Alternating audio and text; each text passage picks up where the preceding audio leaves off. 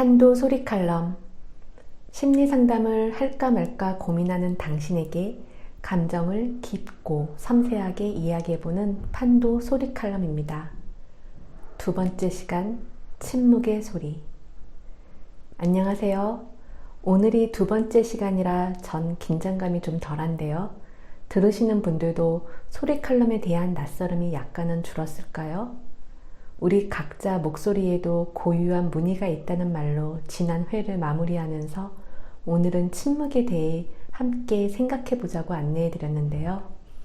자신만의 고유한 이야기가 펼쳐지는 상담실에서는 소리와 침묵이 번갈아 등장합니다. 침묵은 소리와 반대되는 느낌이지만 상담실에서처럼 소리와 짝을 이룰 때는 소리만큼이나 중요한 의미를 품고 있을 때가 있습니다. 그래서 이번 칼럼의 제목은 침묵의 소리라고 지어보았습니다. 상담 공간을 담아내는 영상도 낮의 햇살보다는 밤의 은은한 스탠드 불빛으로 바꿔보았습니다. 그럼 오늘도 우리에게 시간을 알려주는 이 작은 모래시계와 시작해볼까요? 약 5분 정도의 시간입니다. 두 번째 시간의 주제는 침묵의 소리입니다. 침묵이 지니는 의미의 스펙트럼은 매우 넓은데 오늘 주어진 시간에서는 침묵을 거대한 짐승으로 표현한 극단적인 관점으로 좁혀서 말해보겠습니다. 첫째로, 소리도 침묵도 나를 집어삼킬 것 같은 괴물로 의인화시킨 영화가 있습니다. 민규동 감독의 내 아내의 모든 것인데요. 보기에 너무도 완벽한 여자입니다. 그녀의 매력을 다들 부러워하지만 정작 남편인 남자는 여자를 힘들어합니다. 여자는 말이 너무 많습니다. 남자는 여자에 쏟아지는 말들, 그것도 너무 똑똑하여 어떻게 반박할 수도 없는 말들에 숨이 막혀버릴 것 같습니다. 그래서 결국 남자는 이웃 남자에게 자신의 아내인 여자를 유혹해 줄 것을 부탁합니다. 이웃 남자는 카사노바를 연상시킨다고나 할까요? 여자가 이웃 남자에게 빠져 자신과 자연스럽게 헤어지게 만들고 싶었던 거겠죠. 또 자신이 여자를 포기한 것이 아니라 여자가 자신을 포기한 것처럼 만들고 싶은 거겠죠. 이 계획은 성공할까요? 예상대로 삶이 흘러가지 않듯이 영화의 이야기도 남자의 계획대로 되지 않습니다. 오히려 남자는 자신이 몰랐던 여자의 부분을 조금씩 알아나갑니다. 바로 그때 여자도 남자의 계획을 알아버립니다. 그리고 분노하죠. 자신이 진행하는 라디오 프로그램에서 남편을 공개적으로 욕하며 이혼을 선언합니다. 열연했던 임수정 배우의 목소리로 직접 들어보시겠습니다. 와우. 사람들이 제게 말해요. 말 많다고. 뭐 그것도 부정적인 쪽으로만. 네, 맞는 말이에요. 하지만 아무 말도 하지 않는 사람보다 낫지 않나요? 살다 보면 말이 없어져요. 한 사람과 오래되었을수록 더 그렇죠. 서로를 다 안다고 생각하니까 굳이 할 말이 없어지는 거예요. 근데 거기서부터 오해가 생겨요. 사람 속은 모르는 거잖아요. 그러니까 계속 말을 시키세요. 말하기 힘들 땐 믹서기를 돌리는 거예요. 청소기도 괜찮고 세탁기도 괜찮아요. 그냥 내 주변 공간을 침묵이 잡아먹게 만들지 마세요. 살아있는 집에서든 어떻게든 소리가 나요. 에너지라고들 하죠. 침묵에 길들여지는 건 정말 무서운 일이에요. 다만 저처럼 너무 부정적인 말은 금물이에요. 상대방이 지겨워할 수도 있거든요.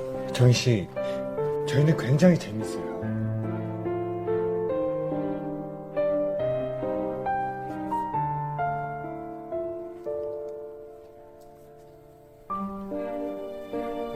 여러분,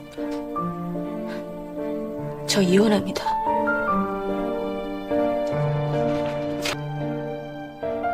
다시 혼자가 되는 거죠. 하지만 전 계속 말할 거예요. 제 자신이 누군지 잊지 않을 거예요. 저랑 비슷한 분이 계시다면 귀 막고 입 막고 장롱 속으로 숨지 마세요. 그냥 계속 떠드세요. 그러면 누군가 꼭 답해줄 거예요. 이 일을 시작하면서 제가 깨달은 사실이에요.